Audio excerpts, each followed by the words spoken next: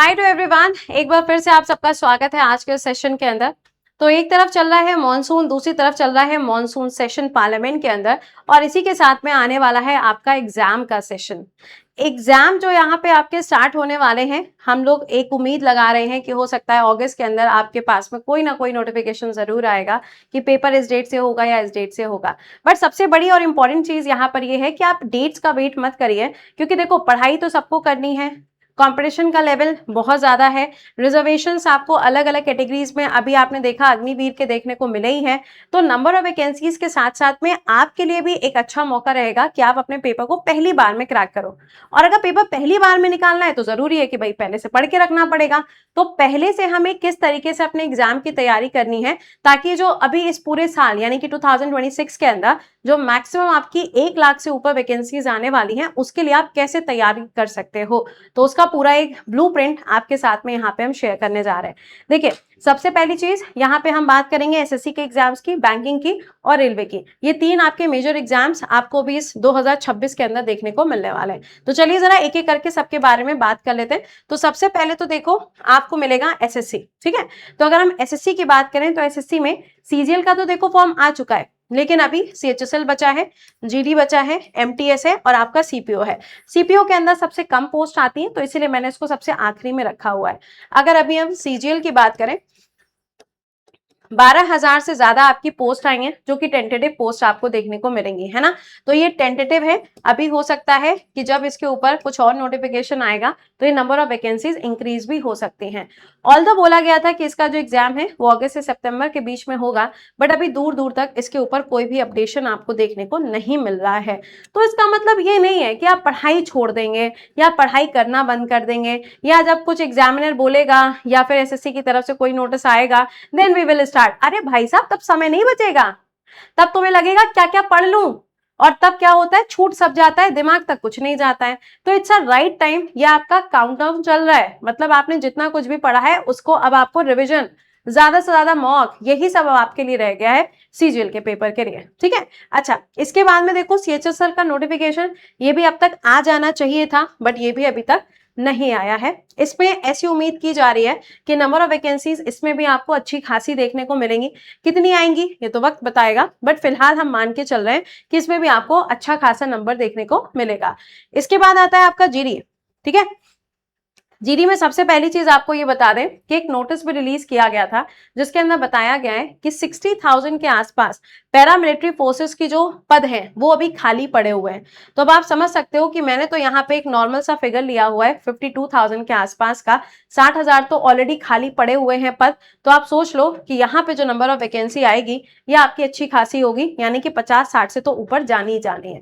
इसके बाद में आपका अगला आएगा एमटीएस। एमटीएस में मान लो मैक्स टू मैक्स 7 से 8,000 के बीच की वैकेंसीज आपको मिलेगी। सीपीओ में 2,000 से लेके 3,000 के बीच में आपको वैकेंसी मिलेगी। बट अब इसके लिए हमें तैयारी करनी कैसे, तो सबसे पहले अगर हम बात करते हैं यहाँ पे किसके बारे में, यहाँ पे जीडी और एमटीएस की, तो देखो यहाँ पे 10th पास है तो अच्छी खासी भीड़ होगी। हर बच्चा चाहता है कि उसकी जॉब जल्दी से जल्दी लग जाए, वो भी 21 साल 22 साल की उम्र में नौकरी करना चाहता है, ठीक है। तो यहाँ पे आप देखोगे आपका एसएससी एमटीएस के लिए 10th पास होना जरूरी है। इसके अलावा आपका सीएचएसएल के लिए 12th पास है, और इसके बाद में आपका सीपीओ के लिए आप देखोगे तो ग्रेजुएट यहाँ पर होना जरूरी है। ये आपकी नॉर्मल एलिजिबिलिटी क्राइटेरिया है। अगर आपने इन सब चीजों को कवर किया हुआ है या फिर आप अगर इसमें बैठते हैं तो फिर ऑब्वियस सी बात है आप आगे जाएंगे, ठीक है। अच्छा, इसके साथ में आप देखोगे जीडी की बात करें तो जैसा कि मैंने आपको बोला कि 60,000 के आसपास तो यहाँ पे नंबर ऑफ वैकेंसीज खाली पड़ी हुई हैं। तो यहाँ पे ये एक रफ फिगर है। इसके साथ में मैंने आपको बताया था कि जो आपका पैरामिलिट्री फोर्सेस में असम राइफल्स वगैरह है उसमें 50% जो जॉब्स है वो अग्निवीर के लिए रिजर्व भी की गई हैं। तो यहाँ पे अगर आपको अपना सीट रिजर्व करनी है तो पढ़ाई अभी से करनी होगी। क्यों? क्योंकि मान के चलो 2026 के आखिरी तक आपको इसके बारे में कुछ देखने को मिलेगा। अब अभी आपका क्या चल रहा है, जुलाई खत्म हो गया, तो अगस्त सितंबर अक्टूबर नवंबर एंड दिसंबर 5 महीने प्रॉपर पढ़ाई करने के लिए सबसे बेस्ट टाइम होता है 5 से 6 महीने का।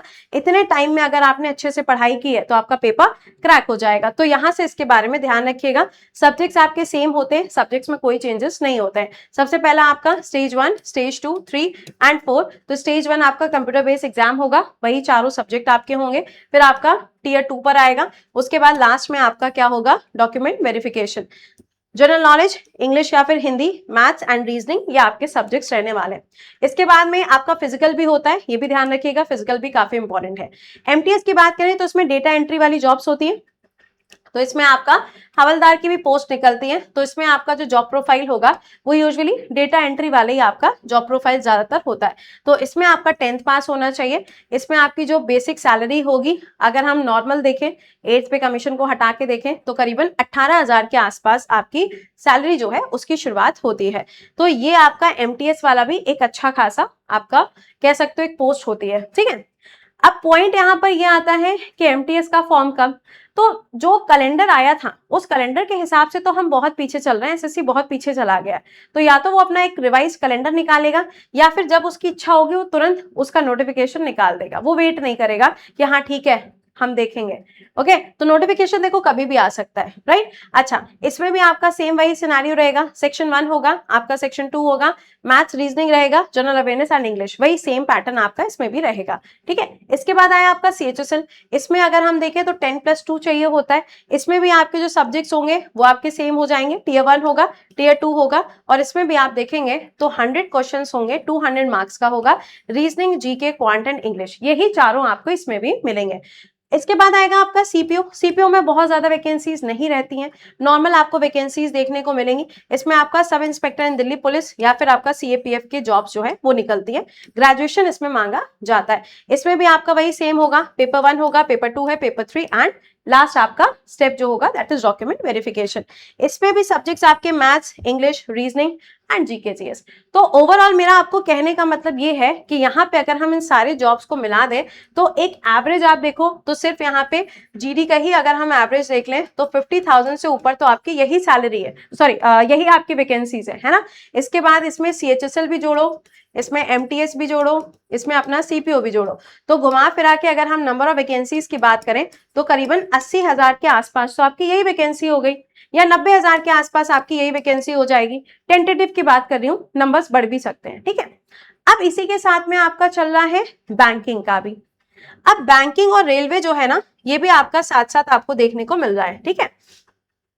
बैंकिंग में आप देखोगे तो बैंकिंग में आईबीपीएस का जो क्लेरिकल का है, इसका भी जो नोटिफिकेशन है वो आपको बहुत जल्दी देखने को मिलने वाला है। अगर हम आईबीपीएस की बात करें तो यहाँ पे जो नंबर ऑफ वैकेंसीज आपको मिलेंगी वो अप्रोक्सीमेटली 15,000 के आसपास होंगी, ये अप्रोक्स है, ठीक है।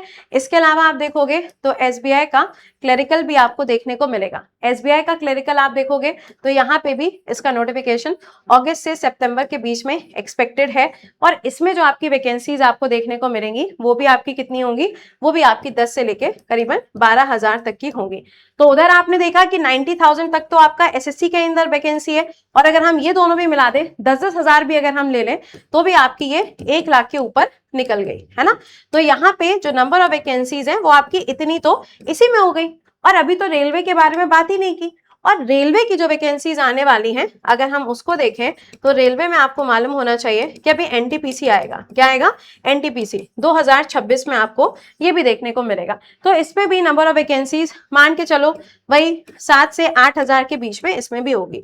तो यहाँ पर अगर हम देखें तो वैकेंसीज का जो यहाँ पे क्राइटेरिया है वो आपका काफी अच्छा है। 2026 में आपके पास में मौका रहेगा कि आप यहाँ पे पहले अटेम्प्ट में एग्जाम को क्रैक करें, लेकिन ये सिर्फ उन बच्चों के लिए है जो कि सीरियस स्टूडेंट्स हैं, सीरियस एस्पिरेंट्स हैं।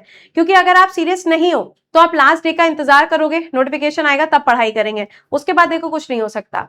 तो जो बच्चे ऐसा करते हैं उनके लिए तो वैसे भी पहले अटेम्प्ट में एग्जाम को क्रैक करना बहुत मुश्किल है।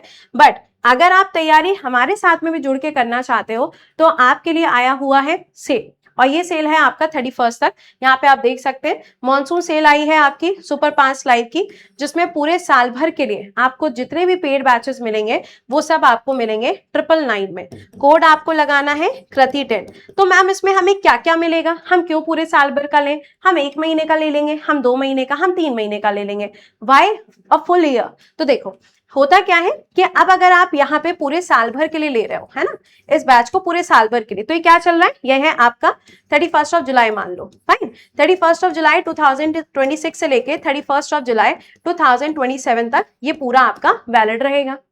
अब इतने टाइम पीरियड में जितने भी एग्जाम्स आपके आएंगे, हर एक एग्जाम का नया बैच आता है, हर एक एग्जाम का प्रैक्टिस बैच आता है, हर एक एग्जाम का क्रैश कोर्स बैच भी आता है, तो तुम्हें वो बार बार लेने की जरूरत नहीं है। आपने क्या किया, आपको CHSL पढ़ना है, आपने यही एनरोल कर लिया, ठीक है, पढ़ाई कर ली, अब इसका रिजल्ट आना बाकी है, तब तक MTS का एग्जाम आ गया, तो आपने क्या किया, आपने MTS के बैच से पढ़ाई करना शुरू कर दिया, MTS का पेपर दे दिया, अभी CHSL भी नहीं आया, MTS का भी रिजल्ट नहीं आया, तुम सोचोगे चलो GD भी भर दिया है फॉर्म, GD का भी पेपर देते हैं, तुमने क्या किया, GD के क्लासेस कर लिए। अब तुम सोचोगे कि चलो ठीक है, मेरे घर में मेरी सिस्टर भी है ना, वो बैंकिंग पढ़ना चाहती है, तो तुम्हारी सिस्टर ने यहीं से बैंकिंग भी पढ़ लिया। बैंकिंग के भी आपके 2 बैचेस आपको दिखाई दे रहे हैं, एक क्रैश कोर्स है आपका और एक क्लेरिकल के लिए फाइनल सिलेक्शन बैच आपको दिखाई दे रहा है, ठीक है।